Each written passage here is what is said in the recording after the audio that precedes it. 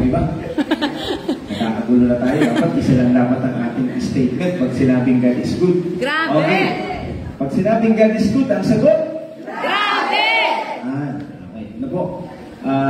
Gusto kong maging malinaw sa atin na every time na ating po aalalahanin ang kabutihan ng Panginoon, ang dapat na mindset mo, siya ay grabe. Okay? Pag sinabi mong grabe, it's beyond our capacity. It's beyond what the world can give you. It's more than that. Okay? Pwede ibigay sa atin ng mundo ito, pero higit ang ibibigay ng Diyos kaysa dito. Amen? Amen. So excited ka na ba? Sa katabi mo, excited ka na ba? Excited ka na ba? Yan. Kasi may mga nakita ako na miss ko. Ngayon ko lang nakita. Si Ate Kate. Parang nag-abroad to. Okay? So, ang title ko ng message is, pag-ibasa mo? A call to perseverance. A call to perseverance. Okay? Ito po yung panawagan para sa pagiging matatag. Amen. Okay? I remember in the book of Proverbs, nakalagay po doon, may naalala kong salita doon na pag hindi ka makatagal sa panahon ng kahirapan, nangangahulugang wala kang lakas. O, tingnan po yung word from the Proverbs, ito. Okay? Pag hindi ka makatagal sa panahon ng kahirapan, nangangahulugang wala kang lakas. Okay? Sa mundong ito na ginagalawa natin, hindi pwedeng wala kang lakas. Okay? Kasi tatapagtapakan ka. Meron nga malalakas, inaapakan ka eh. Okay? But this time, I want you to understand the importance of this strength that we should have. Because you will never persevere without the source of this called strength. Okay? Kasi ang mundo natin, sabi ko nga po sa inyo, wala itong gagawin kundi saktan ka. Pero sa mundo ng Diyos, wala itong ibang gagawin. Hello? Kaya tandaan mo, sabi nga may kasabihan, only the strong. Only the strong. Okay? Only the strong remain. Okay? Only the strong remain. Sa mundo ito, kung sino yung mga malalakas, sila di sumusuko. Di sumusuko. Okay? Because only those who are brave conquer. So sa madaling sabi, kung hindi ka brave, wala kang makukonquer sa mundong ito. Hello? Kaya bawal ang mahina dito. Hello? Kasi mahina dito, ibig sabihin walang lakas. Okay? Kaya ikukurik ko lang, kanino ka ba humuhugot ng lakas? Yan, dyan tayo. Okay? Kung magkano muna tayo, life evaluation, kanino ka ba humuhugot ng lakas? Tama ba na humuhugot ka ng lakas? Saan? Sa laman ng bulsa mo? Wala nang lakas. Nang ngayon ay butas. Okay? Walang lakas. Hello? Paganyan mo, wala. Wala nga ako gusto. O, nakatingin ka sa mga magulang mo na merong mga ari-arian. I remember one of the NBA players, if I'm not Shaquille O'Neal, I don't know if this is the right person, sabi niya, tinignan ko ang orientation niya sa mga anak niya. NBA star player. Okay, alam mo kung ang orientation niya? Sabi niya sa mga anak niya, anak, hindi kayo mayaman. Pero ako, mayaman. Ako, nakakapagpalaki mo. Yung magulang nagsasalita, kayo, hindi kayo mayaman. Pero ako, mayaman. Okay? Kaya huwag kayong magbuhay mayaman. Okay? Parang ang sakit tingnan no? Kasi kung anong meron ako, trinabaho ko. pinagtagumpayan ko. Kayo, wala pa. Parang ako kung isipin ko, sabi ko na, walang puwede naman magulang. Kasi sa Pilipinas, ang kultura natin, pag mayaman si mama, Mayaman si anak. mayaman si papa. Di ba? Hasindero yung anak. Di ba? Hello? Tagapagmana. Ang sarap ng buhay. Okay, yaya! Di ba? Almasal. Di ba? Yung kultura natin dito, pero sa kanila hindi. Kailangan ninyong paghirapan, pagtrabahuhan at pagtagumpayan kung gusto ninyo maranasan. Parang encouragement din siya. Which is, kung titignan natin, that is encouragement. Kasi siguro at the back of the mind of yung magulang ngayon, alam ko hindi naman yung pababayaan ng anak niya. Pero gusto niya lang mag-pursige. Na hindi siya nakaasa sa kanyang mga magulang. Okay? Kasi hindi tama, hindi tama na ang anak mo tapos na sa koleyo. Diba? Sa'yo pa rin nakaasa. Ikaw pa rin nagtatrabaho. Diba? Tapos nung magkatrabaho, ang unang nilibre, ang unang trinit, hindi yung kanyang nanay at tatay. Yung kanyang mga barkada sa inuman. Nakakatuwa naman. Walang kwentang anak. Di ba kaya yung nanay nagsigising? May trabaho sana. At pupulit man, burat. Diba? Tinaing man lang nagbabakal ng pangsunong. Para panggaga ng mainit na tubig. Para pangpuna sa iya. Mga kapatid. Kasi burat. Ito po yung real life na nangyayari sa mundo natin. Kung kanino ka humuhugot, kung sa magulang, kung sa iyong kakayahan, kung sa iyong pangarap, sa iyong minamahal, ito na uunahan na kita. Papalipak ka. Masasaktan ka. Bubulusok ka. Okay? Kasi wala pang ibang binigay ang Diyos na paghugutan natin ng lakas. Kundi tanging siya lang. Amen. Diba?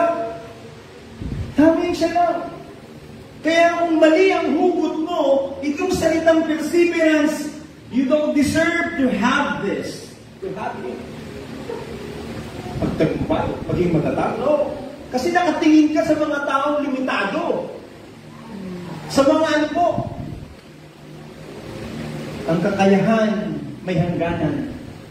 Pero kung ngayon pa lang nauunawaan mo, na tanging ang Diyos lang ang iyong pinaghuhugutan ng buhay, hindi mo sisisihin ang magulang mo, hindi mo sisisihin yung naabot mo, kung bakit hanggang dito ka lang, wala kang sisisihin.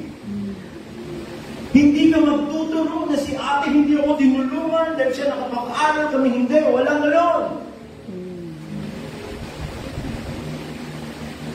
Alam mo po, kapag sa Diyos ka humuhugot, lagi mo mararanasan yung salitang ano po, kaginhawahan. Amen. Okay? Hindi mo ikukumpara ang sarili mo sa iba dahil alam mo kung kaninong lakas meron ka. Amen? Amen. Hello? Kaya alam mo po, ikaw yung nagtunay na nag-i-enjoy ng buhay kapag sa Diyos ka, nakasandal sa Diyos ka, humuhugot ng talakasan. Alam mo, walang makakatulad ng saya mo. Okay?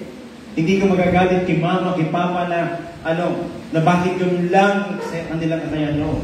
Tandaan mo po, anuman ang kalagayan mo, kaya kang pagtagumpayin ng ating Panginoon na nagmamahal sa iyo. Hello? Amen? Di ba ba kayo? Di ba po kung nagsisimula? Introduction pa lang. Okay? James chapter 1 verse 12. Okay? James chapter 1 verse 12. Mag-focus po tayo niyan kay James. Saan si James? Si James. Trabaho si Jane. Okay? Blessed is a man who perseveres under trial.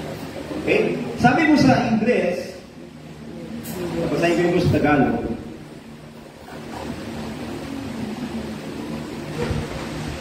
Sabi niya, blessed, pinagpalad. Okay? Blessed is a man who perseveres. Wow! Under trial. Blessed is the man who perseveres under trial. For once he has been approved, For once he has been approved, he will receive he will receive the crown. the crown Wow. of life. Amen. Malakpakan naman natin, ganda naman ang verse. Sabi niya dito, pinagpala ang taong nananatiling tapat sa kabila ng mga pagsubok. Wow! Sapagkat matapos niyang malampasan ng pagsubok, tatanggap siya ng gantimpala ng buhay na ipinangako ng Panginoon sa mga umiibig sa Kanya. Amen. Hello. Tingnan niyo po kung gaano kabuti ang Panginoon. Umiibig sa Kanya. Mga kapatid, the life, the Christian life, pakibasa na po. Anong magbasa niya? The Christian life is about perseverance, not perfection. Pero ang dami ngayon eh. Gusto, alam mo yun, perfect, pulido. Hindi yung required ng mundo. But you know, whatever you do, when you do it for the glory of God, tandaan niyo po, ano man ang ginagawa niyo, kung hanggang saan man ang inabot niyo, o hanggang ang nagawa ninyo, when you do it for the glory of God, what you have done is amazing.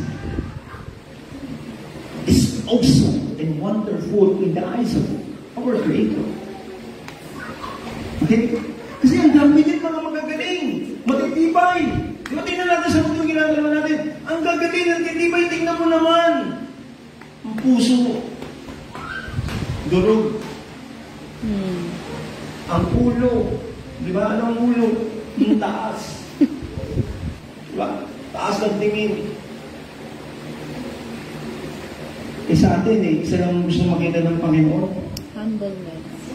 Ang kanyang kapakumbabaan. Diba? Ang humility, yung humbleness. Yun ang gusto makita ng Panginoon sa iyo, sa atin. Ano man ang marating mo. Sabi ko nga, ito ang challenge sa mga Kristyano. Ang mga Kristyano, the more na inaangat ng Panginoon, the more silang nagpapakumbaba. Amen. Hello? Kasi doon lang tayo magiging pagpapala. Kasi ang sarap po. Okay? I met a Christian millionaire and even billionaires, but, you know, down to earth. I met general, down to earth. Because hindi nila nakita yung sarili nila doon sa position nila. Mas gusto nilang nararamdaman sila ng mga taong nasa mama. O tingnan mo, sa mundo yung ginagalaw natin. Tingnan mo po, example, I'm sorry to use this. Well, meron. Hindi ko sinasabi, hindi ko nilalahat. Tingnan mo yung mga politician. When they have the position, mas madali ba silang maabot? O ang hirap nilang maabot? Mahirap na. Ako po, one time, isa sa mga mayor po ng bayan nito, mag-courtesy ako, I remember, mag-courtesy ako because I have a project, housing project, para sa bayan ng Bulacan. Nakasipilyan ako. Hindi niya ako kilala. Pinapasok na ako sa sekretary sa office niya. Ngayon, may naunang kausap yung mayor. Ang kausap ng mayor ay yung isang maralitang nanay na may bitbit na 2 anak. At nag-uusap yung mayor at yung babae habang ako nakatayo. Habang hinihinday ko lang yung turn ko. Ito ang narinig ko. Habang yung mayor may hawak na ilang piraso ng tabletang gamot na hinihingi nito nanay. I will not mention the name of that mayor anymore. Tapos tingnan ko na kung saan naduro po yung puso ko. Kasi sabi niya, ngunyan, nag-aayat ka mong tabang anak ko. Kung nakaaging eleksyon, narumuruman ninyo ako, sabi ko, gusto ko nang lumabas. Habang yung hirap na nanay na nakikiusap na kailangan niya yung gamot para sa sarili niya, alam ko parang pero sulpit nga lang na hinihingi niya dahil talagang siguro bagong panganak, inang-hina, di ba? Dumaan pa sa kamay ng mayor. At yung mahirap na humingi ng tulong, hirap na sa kalagayan, even sa salita na naririnig sa kanya, durog na. Sabi ko, alam mo, ito po, sabi ko, alam mo, humingi ako ng tawad sa kanya. Sabi ko, Panginoon, patawarin mo itong namumuno sa bayan na ito, kawawa naman yung bayan namin. Kasi yung hirap na ordinaryo, ginagano. Tapos na ang eleksyon. Hello? Dahil markado sa kanya yung apelido ng babae. Kasi dito, markado Pag sinabing ano ka, apelido mo ganito, ay alam na kung kanino ka. Diba? Kaya baka pag may nagtatanong sa akin dito, Pastor, sinong mayor mo? Labot ko. Labot mo. Ang daming marites dito, kahit sa loob ng simbahan. Hindi ako nagsasabi ng mayor ko. Basta ang mayor ko yung nakaupo. O kung hindi na siya nakaupo, hindi na yung mayor ko. Hello? Ay, pag naman ka nga, update ka mo dyan. Iingi si Pastor, kaya ano na yan? Pati kita digdi mairiwan. Diba? Parang nalayaso ko putik na mo digdi. Diba? Hindi mo kita digdi nag-uulag. Gusto ko masabi sa inyo, ano yung moral lesson doon? Natulog po yung puso ko. Why? Because may mga tao, when they achieve the position, they abuse rather than serve this kind of people whom really need. Ang sarap din ng pakinggan kapag nangangampan niya. Diba? Kaya ito po, lesson. Alam mo, mabuti talaga ang Diyos. Hindi na po nagpatuloy yung mayor na yun. Hindi na natapos yung kanyang termino. Hindi ko pinanalangin na mangyari sa kanya yung hindi maganda. Sabi ko, Lord, sinabi ko lang hindi karapat-dapat ang pag-ibig. Kung ganito din lang naman ang gagawin niya sa mahihirap. Sino lang ba ang paglilingkuran niya? Yung mga malelevel niya. Kasi ako, sa totoo lang, ang dami kong nagyayaya sa akin. Actually, yung mayor ngayon, niyayaya ko sa linyada niya. Pastor, mag-pin up ka lang. Sa Comelec, yung candidacy, sabi ko, no, hindi ko kailangan ng posisyon para maglingkod. Mas masarap maglingkod ng walang posisyon pero nararamdaman ka ng tao. Diba? Hindi naman natin kailangan maging popular. Ang gusto lang natin, maramdaman tayo ng mga taong nangangailangan. Dahil minsan na naging tatak ako sa bula na haratubo niya yan sa pastor na yan. Tama niya yan. Kung nag-aarabutan sa materialis, gano'n na may rally sa loob ko sa compound ka. Tapos doon, payatan niya kaming baloy. Pati NPA, nakakatok sa kaloy. Pastor, siguro pa lang po si Tugang Kumayan. Ay, ato, maski mayo, iguha. Kaman daw dalawa ng NPA, nakikiulay na sa Tugang na yun, tawa nila. Yan ang si Tugang mo, yan po naman sa bagyo kong salot, sa Santo Niño, sa aking kayo ulang, sulo-sulo ka, sa mga harong pati, suruwaya. Napaduman ako ng mayo sa oras, hiniling lang, ito pala yung kapatid yung nagbisita. Kaya nung nabisita ko, talagang rugba man talaga. Sabi ko, ikaw na pong harap. Imagine mo, mga kapatid, ito po, inibigyan tayo ng Panginoon ng opportunity na mas makita na ang buhay natin sa mundo mas maganda yung nagpupursige ka. Lumalaban ka. Hindi para mag-down ng iba, kundi lumalaban ka para magtagumpay para sa kanila. Amen. Amen? Hello? Ba't tayo pupursige? Para magtutanyag? No! Para mas lalo tayo mapakinabangan. Para mas lalo tayo maging magpapala. We're not after perfection. But God already perfected us. Alam niyo, yung may Diyos tayo, malaking bagay na yun na ang Diyos ay sumama sa atin. Amen? Amen. Okay. Sabi yan, perseverance, persevere means continue in a course of action even in the face of difficulties or with little or no prospect of success. Imagine mo na, ang pagpipisibir daw, ano man daw ang ating ginagawa, ano man ating pinagdadaanan, wala man tayong kasiguruhan sa ating tagumpay, nagpapatuloy. Yes. Nagpapatuloy. Continuing in a Nagpapatuloy. Sabi ba yan? Continuing in the course of action without regards to discouragement. Hello, ano ibig sabihin yan? Nataigan, apekto sa iyo, sa mga discouragement ng buhay. Hello? You know, I don't know if you remember Nick Vujicic. Meron po siya sa YouTube. Kailangan niyo ba ito si Nick Vujicic? Ito po yung tao. Taong walang kamay, wala ding paa. Meron siya chicken joy. Okay? Pero ano, nangarap po siya, ilang beses siya nag-try na magpatiwakal. Until he realized that God has a plan for him. Minsan mas mareklamo tayo, pero sila, tingnan mo, mga walang kamay, walang paa, lumalaban sa may buhay. mga kapansanan. Na nakaka-inspire. Kaya, sabi niya dito, kahit na nakaka-discourage, kahit may mga discouragement, kahit may mga oposisyon, kung meron kang maraming paulit-ulit na failure, sabi niya may kanta yan, ako'y patuloy. Amen. Ako'y magpapatuloy. Amen? Amen. Sabi sa katabi mo, ako'y magpapatuloy. Ako'y magpapatuloy. Okay? Okay, kaya ito po yung magandang motto. Never, ever, ever, never give up. Okay? Aalisin mo sa vocabulary mo na ano? Ayoko na. Pagod na ako. Pumundo ka, makapakain ng ibo, pagod ka yan. Makapakain na napapatunayan. Di ba? Ito. May mga nagpapakain ng 3 kilo si ina mo. Yung 3 kilo bagas.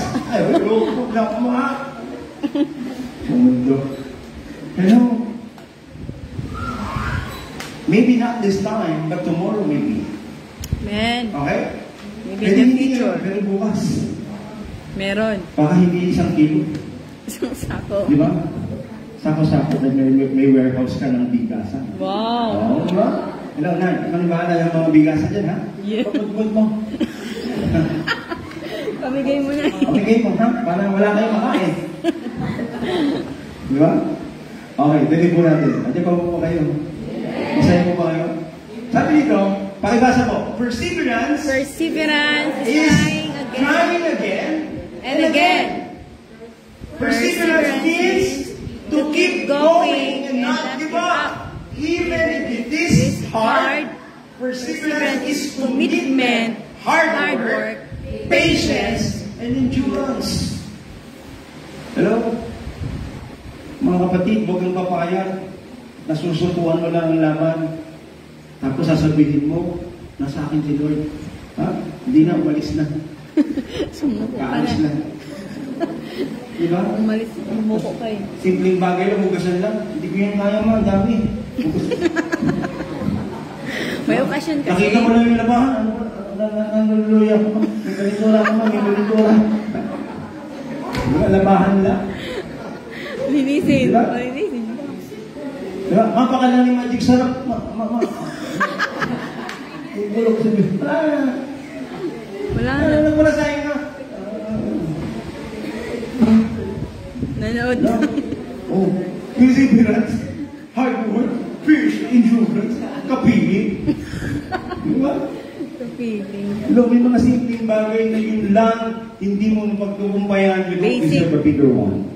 Yes. Tandaan niyo po, God always begins small things Panginoon nagsisimula sa maliit na bagay. Amen? Ikaw, dyan ka ba ba? O nawawala ka na? Pakigising ngayon katabi mo. Good. Walang tulugan. Okay. Sabi dito, in James chapter 1 verse 4, sabi ko, James chapter 1 verse 4, dyan din. Perseverance must Okay? Santiago 1:4. you may be mature. Ito po nakasulat, at dapat kayong magpakatatag. Sabihin mo yun, ako yun. Ako yun. Okay? At dapat kayong magpakatatag hanggang wakas. Lord, pwede bang walang wakas? Pwede bang magpakatatag na lang? Hindi. Sabi nila hanggang wakas. Ibig up to the end. After you finish everything that you have to finish. Pwede bang nagsimula ka tapos di mo tatapusin? Sino dito yung magaling lang sa umpisa? Di ba? Hello? Magaling lang magsala ng sinap na pagkatapos pinayana. So, no? Kanay lang naglalagablab na si kusina. Ano nangyari? Sino pabaya sa kusina? Ma, sino? Bakit nasunog ang kusina? Ha? Sabi siguro na yan, hayop kaningin ka, papalasahin ka, nasunog, malit na day na ubos. Ika pala lang may kagibuhan. Patay mo na, akot kapagod ni ina mo ng hayop. Ano? Nagkaakit siya ng hayop. Mga kapatid, sabi ko dito, ulitin ko po. Sabi ng Biblia, dapat kayong magpakatatag hanggang wakas upang kayo'y maging ganap at walang pagkukulang. Amen. Perseverance must finish its work so that you may be mature and complete, not lacking of anything. Yung mga nag-persevere, ito yung mga nagmamature. Ito yung nasasaktan, pero nagpapatuloy. Okay, hindi nasasaktan, dumumula ang mundo. Gusto mo na mamatay. Nag-break na kami. Hello? Hindi lang yun, dudurugin ka pa nga, break ka pa lang. Hello? Tandaan niyo po kapatid ang Panginoon, bibigyan ka, hindi para saktan ka. Bibigyan ka para pagpalain ka. Amen. Amen? Palasakan natin ng Panginoon. Kaya, you have to finish its work. You have to finish it. Okay? Yung sinimulan mo, sabi mo nga sa katabi mo, yung sisimulan ko. Yung sisimulan. Tatapusin ko. Huwag mong sabihin, yung sinimulan ko, tapusin mo. Hindi ganun. Walang ganun, ha? Okay? Pag nagsap na ako, ikaw magbantay. Hindi ka magbantay. Yeah.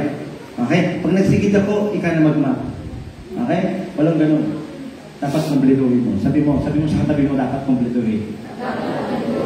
Okay, next. Sabi niyo dito, lesson towards failure and strategies. Ano yung mga lesson mula doon sa strategy or doon sa tinatawag na failure ng buhay for you to persevere? Ano yung mga lesson? Natuto ka na ba sa mga trahedya na nangyari sa buhay mo? O dahil ka pa nakakaya, gusto mong saropa? Ha? Hello? Nakulugan ka na, tapos gusto mo na naman makulugan, kapay ka na. Di ba may sabi na, 1 is enough, 2 is what? Too much. 2 is too much. Oh. Ay, kung natulong na ba? Ay, dana talaga. Dana. Premature. Hello? Hello? Ano yung lesson? How can all good and all powerful God allow good people to suffer and wicked people to prosper? Isabi mo tanong na, bakit? Diba yung mga kapangyarihan Diyos, pinapahintulugan niya na yung mapupuling tao magsabi, pero yung mga tuntong mga tao nagpo-prosper. Unfair naman si God. Hello, God is not unfair. Okay? Yung buhay na meron ka, yan ay para sa'yo. Kung meron man sila, iba rin yung pinagdadaanan nila. Ito sasabihin ko sa'yo.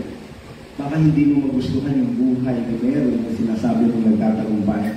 Kasi yung measurement ng tagumpay na nakita mo, dahil ba meron sila nito, matagumpay na? Hindi po pera ang measurement ng tagumpay. Ang measurement ng tagumpay, di ba? Kung kanino nagmumula ang lahat-lahat sa iyong buhay. Amen. Yun ang measurement. Saan ba? Saan ka mauugot? Ito yung binabanggit natin kanina. Kung sa Panginoon, sa simula pa, tagumpay ka na.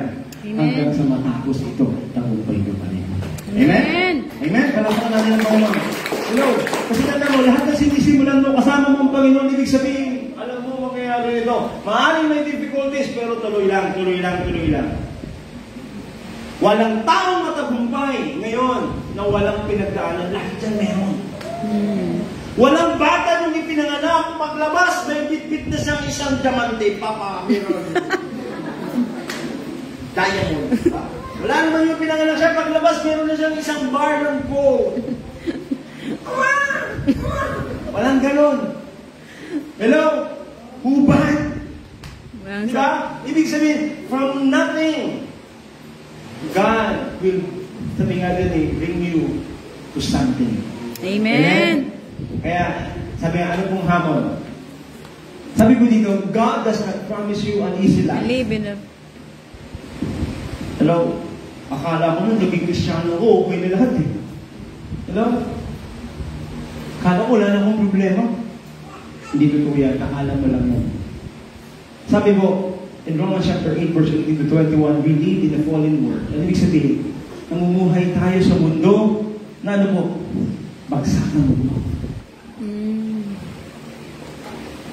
Dahil dito, itinapon. Kaya may fallen angel. Dito sila ibinagsak sa fallen world.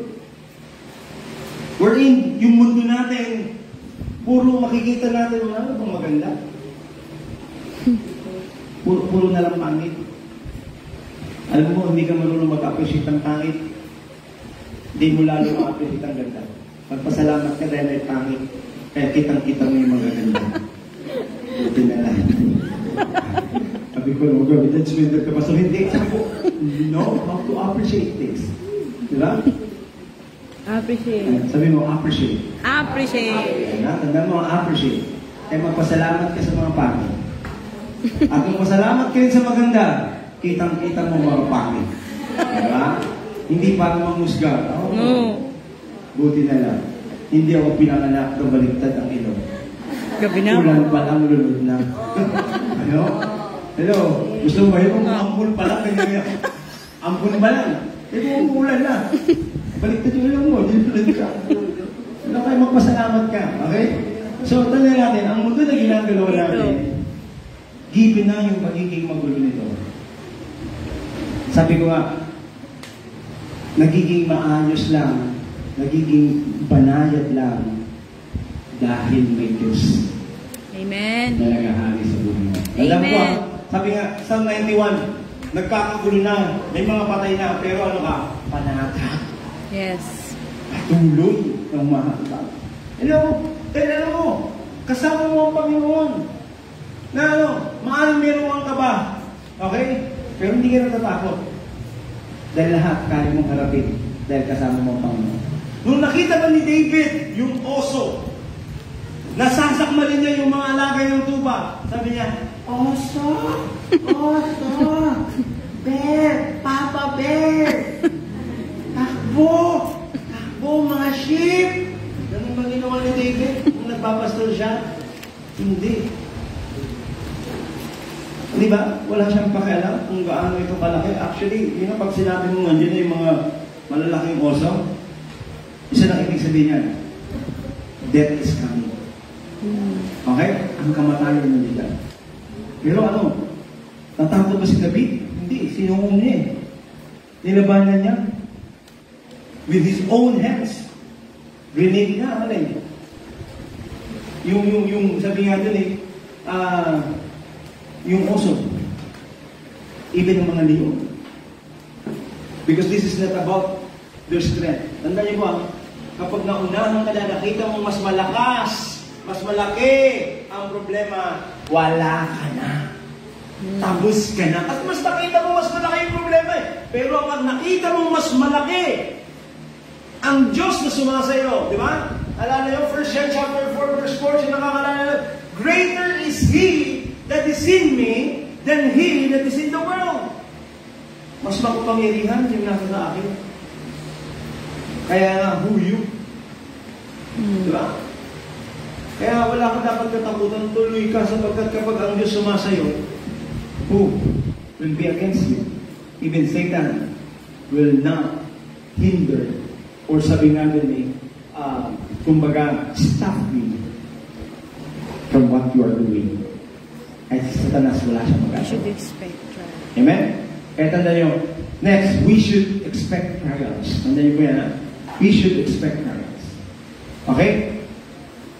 Na ano po, trials whom you will overcome. Kung meron na, alam ko may mangyayari. Pero, di ba? I'm overcome.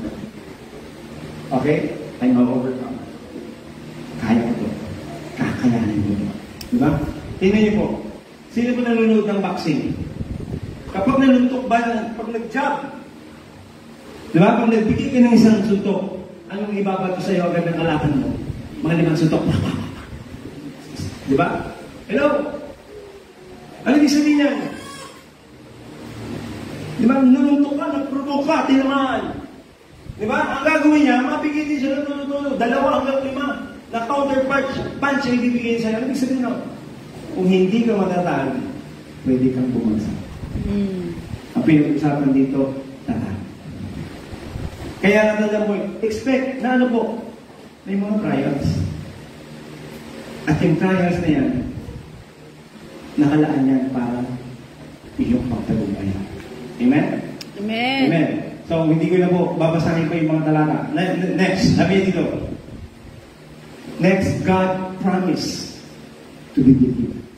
Kung kanina, sinabi, God promised an easy, sabi, God does not promise an easy life. Second, God does promise to be with you. Ito yung pinangako ng Panginoon. Natapos ang hawakan. Ano yung pangako niya? Nasasamahan ka na. Amen. Okay? Anong sabi niya? He gives you His peace. Bibigyan ka niya ng kapalatagan. Payapaan. Di ba? Nalala ko yung sinabi ni Pastor Matt nung discipleship? Di ba? Lalo po, na nakapalibot na yung kalaban. Sabi nung kanyang alipin, ang dami nila, tapos na kita, patay na. Sabi ni Kiasik. Pero sabi nung lingkod, nung prophet, sabi niya, yung warriors of heaven are greater than them. Minsan kasi nakikita natin yung tindi. Nakakalimutan natin na may higit na makapangyarihan. Na na may hawak ng mundo at nagmamayari ng iyong buhay. Walang iba kundi ang ating Panginoon na makapangyarihan. Amen. Yun ang lagi natin alalahanin. Bibigyan ka niya ng kapanatagan sa mga panahon na matindi ang pinagdadaanan mo. Psalm 23 verse 1, 2, 3, and 4, sabi niya yan, the Lord is my shepherd. Ang Diyos ang aking tagapangalaga ng aking buhay. And I shall not want. Wala na akong kakailanganin pa. Sabi doon, take it later in green pasture.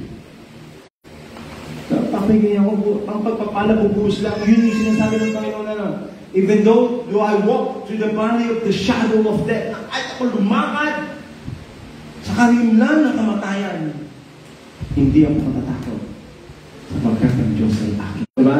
Kailangan lang natin maging matatag. Nagpapatuloy. Hindi sumusuko. Hindi umahaya. Amen? I'm almost done. Sabi niya, God promises, ito po, anong promise niya? Great benefit to those who persevere. Ano yung benefits? Na mga nagpupursige, your faith is shown to be genuine. Alam niyo po ba? Di ba pag hindi pinagkanalan, nagkakapulbaran yawan sa inyong pagpagod mo. Remember, even the time of Jesus Christ with His disciple, ano ang laging tinatanong ng Panginoon sa kanyang mga disipulo? Sari na supagtubod ninyo. Sari na nag-iyan. Ano? Hinahanap ng Panginoon. Dahil sa mga pagsubok nito, mas lalong nagiging genuine. Lalong ano po? nahihiling ang pagiging pulito sa inyong pagtubod. Pagiging totoo.